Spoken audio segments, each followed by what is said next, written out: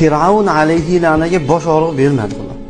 Firavunning biror marta boshi ham og'rimadi, tishi ham og'rimadi. Bir yoshligida ham yugurib ketadi, qo'qini bir joyga yiqilgan ham bo'lsa ekan, bir joyi singan ham bo'lsa ekan.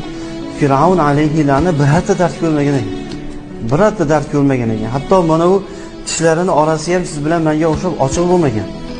Bir-biriga yopishgan bo'lgan ekan. Birorta ovqat yeyotganda tishini orasiga biror narsa kirib ketib qolsa, o'shanga qiynalib ham tishingiz orasiga bir narsa kirib qolsa, g'ashingiz keladi. G'ashingiz kelib qiynalib yurib, oxirida zupacheskani topib, chiqarib olsangiz keyin rohat topasiz.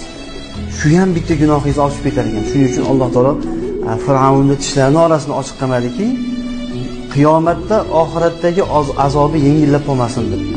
Hamma azobini Xudo oxiratga olib qo'ydi. Bu dunyoda shunday rohatni berib oldi Xudo unga. Shuning uchun aytadilarki, ulug'larimiz bandani boshiga musibat kelsa, kasallik kelsa, qiyinchilik kelsa, dard kelsa, sinov kelsa, bu Parvardigor olamdan Xudoning mehribonchiligi